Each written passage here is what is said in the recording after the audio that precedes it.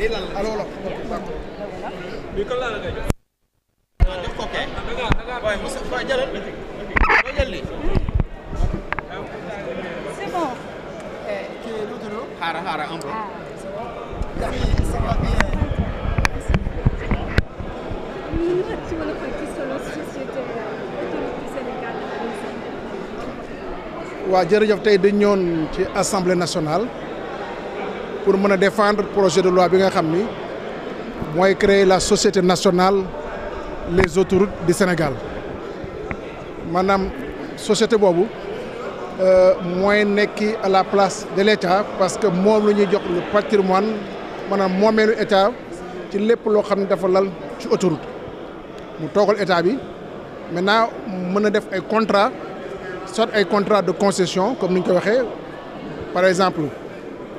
Dakar AIBD bi nga xam ni APIX moo doon autorité concédante bi donc kooku concession intégrale la société boobu léegi moom mooy jël place su maanaam APIX ci taxawaay boobu nga xam amoon na ko boo jëlee autoroute AIBD Touba wala AIBD Mbour bi nga xam ni dañu jël gestion bi confier que beneen société buy def koy amee gestion bi ñu tuddee que en régie intéressé tey dootul Ageroute moo nekk interlocuteur am maanaam des autoroutes du Sénégal mooy nekki interlocuteur am ak bépp yoon boo xam ne autoroute de léegi bu ñuy créé ji moo xam ni Mbour Fatick Kaolack donc interlocuteur am day nekki les autoroutes du Sénégal Dakar Tivaouane Saint-Louis interlocuteur am moo nekki maanaam les autoroutes du Sénégal donc moom mooy def mu amee mission mu na dafa bëri parce que moom mission am soit bu ko neexee mën na gérer les autoroutes yoon bi may na ko mu nekk maanaam gérer pour le compte de l'État des autoroutes bu ko neexee aussi mu jël gestion bi dénk ko ay sociétés yoo xam ni dafa am dañ leen tànn ak tànneef boo xam ni day jaar yoon lépp loo xam ne lu jëm ci investissement ci autoroute bi aussi moom moo koy jouer lépp loo xam ne aussi ci wàllum sécurité la wala ci wàllum surveillance wala wàllum entretien maanaam daf ci am taxawaay maanaam mën na ko def directement comme mën na ko am ñoo xam ne mën leen ko dénk wala mu dénk société bi nga xam ne ñoo amee exploitation de l'autoroute maanaam fi ñu toll ak Sénégal ci développement fu muy jëm ci wàllum autoroute maanaam société bu entité bu mel noonu maanaam kuréel bu mel nii dafa nekk lu am solo ñu mën ko créer boo xam ne léegi maanaam mbir mu du am benn dispersion ki du jaar fële ki la jaar fële et cetera donc benn baat dañuy am mu nekk maanaam ci diggante bi ñuy exploiter les autoroutes ak état bi te baat boobu ku ko yore maanaam léegi mooy les autoroutes du Sénégal ñu tuddee ko ADS. ni ko wala délégué yaa ngi koy wax léegi man am na également possibilité délégué ko ñeneen est-ce que ñooñu tey par exemple def ngeen préférence bi ci les entreprises nationales par exemple. non damay joxe exemple tey jii su ma jëlee maanaam AIBD Mbour AIBD Touba mu Ila Touba bi par exemple société yu ko amee di def maanaam l'exploitation groupement la entre une société nationale Sagam ak une entreprise chinoise CRBC donc c'est un groupement donc y a les nationaux nekk ci biir parce que booy def yi demee noonu da ngay lancer un appel d'offre voilà après ñu respecter les procédures seet ku mën a répondre par rapport aux critères yu ñu fixé yi mais autoroute exploitation autoroute yamul rek ci maanaam damay gérer péage bi wala damay gérer la circulation lu bëri na maanaam ay possibilités marchandes yoo xam ne day am ci autoroute les stations yu nekk ci autoroute station yooyu dañ koy joxe donc yooyu bu ngeen seetloo les stations gis naa ci EDK par exemple au niveau de l'autoroute donc bëri na ay activités yoo xam ni mën na générer ay revenus tuddee ko contenu local nationaux yi mën ko développer donc ci corridor autoroute parce que autoroute fréquentation lay am bu amee fréquentation donc askan bi daf fay jaar donc mën nañu def la n'importe quel type d'activité boo xam ni mën na générer ay revenus te kooku les nationaux mën nañ ko def les privés nationaux mën nañ ko def donc dans tous les cas de figure la préférence nationale day am selon les critères yu mën a respecter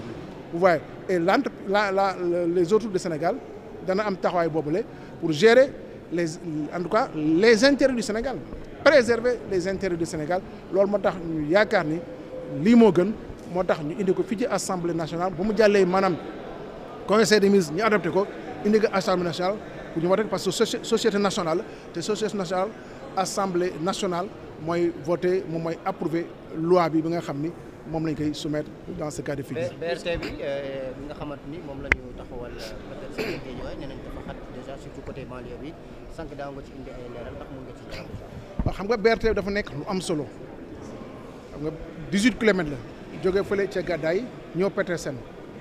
mu war a transporter lu toll ci 300,000 doomu aadama par jour sur des bus articulés war a yombal dem beeg dikk bi diggante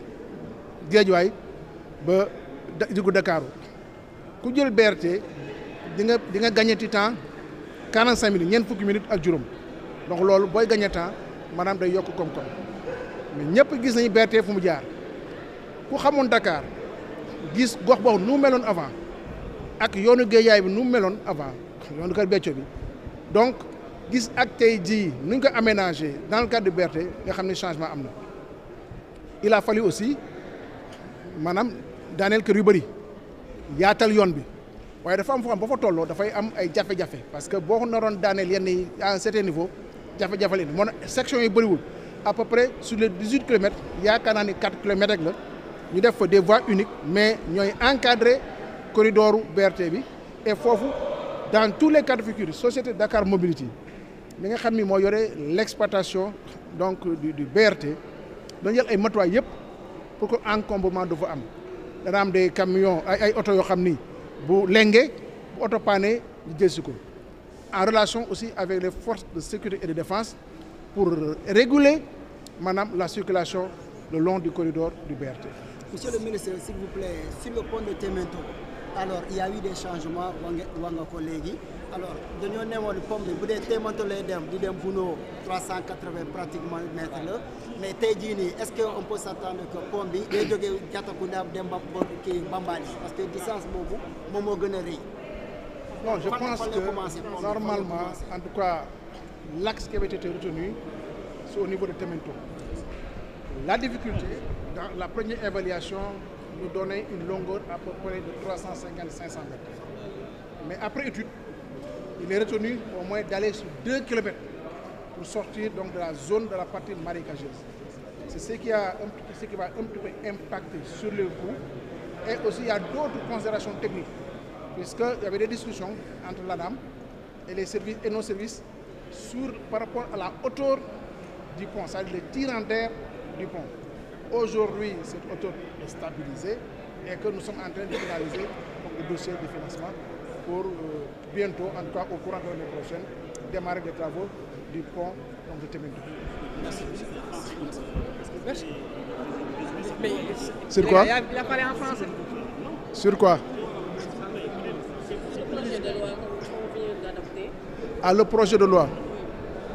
Donc, nous venons tout de suite donc, de défendre le projet de loi portant création des autoroutes du Sénégal au niveau de l'Assemblée nationale et cela a été adopté avec une écrasante majorité des parlementaires ici présents. Alors c'était pour dire donc les fondements qui expliquent un petit peu l'opportunité donc de la mise en œuvre de cette entité, les autoroutes du Sénégal, qui va jouer le rôle d'autorité concédante pour l'exploitation des autoroutes. La situation actuelle, nous pouvons la résumer ainsi. La partie Dakar-AIBD est assurée en termes d'autorité concédante par l'APIX. Et nous le savons tous, l'APIX n'a pas pour vocation de gérer des infrastructures. Elle peut réaliser pour le compte de l'État et après réalisation, transfère donc l'exploitation. L'autre partie de l'autoroute AIBD Mbour, AIBD Touba aussi, est, disons, gérée en régie intéressée par Ageroute, qui n'a pas non plus la vocation de gérer l'exploitation des autoroutes pour le compte de l'État. Alors, il était nécessaire de mettre en place une entité qui va fédérer, en tout cas, toutes ces missions-là, donc autour donc d'elle-même, des autoroutes du Sénégal, non seulement pour gérer ces sections d'autoroutes existantes, mais aussi les autres sections à venir, le Mbour, Fatick, Kaolack, de Dakar, Tivaouane, Saint-Louis, et même toutes les autres réalisations en termes d'autoroutes qui seront effectuées au Sénégal. Et cette entité aura la possibilité soit de gérer elle-même ces segments, ou de confier par une contractualisation donc la gestion et l'exploitation de ces autoroutes donc à des entités qui seront choisies dans les règles de l'art, soit en tout cas dans les règles de l'art, en respectant les textes réglementaires donc, de ces pays. C'est pour dire qu'aujourd'hui, effectivement, avec l'adoption de ce projet de loi sur la création de cette entité, et demain, l'arrêté du ministre en charge des Finances qui va un petit peu valider l'organigramme et les textes qui l'organisent, la mise en œuvre donc, de cette entité contribuera à préserver davantage les intérêts donc, du Sénégal en matière donc, de maîtrise d'ouvrage pour l'exploitation des autoroutes le long à l'échelle nationale. Le BRT sera livré en fin décembre. Mais il y a des préoccupations qui étaient exprimées par les honorables députés, c'est-à-dire par section, sur les voies de circulation générale, l'étroitesse de ces voies, parce qu'il y a des voies où c'est en sens unique. Alors, cela quand même est dû à des contraintes rencontrées sur le terrain, parce que pour qui connaissent un petit peu cette partie de Dakar, il y avait des encombrements qui étaient difficiles quand même de dégager. Et cela concerne à peu près 4 km sur les 18 km. Et c'est la raison pour laquelle, en fait, vu ces contraintes-là, l'élargissement de l'emprise était un peu difficile.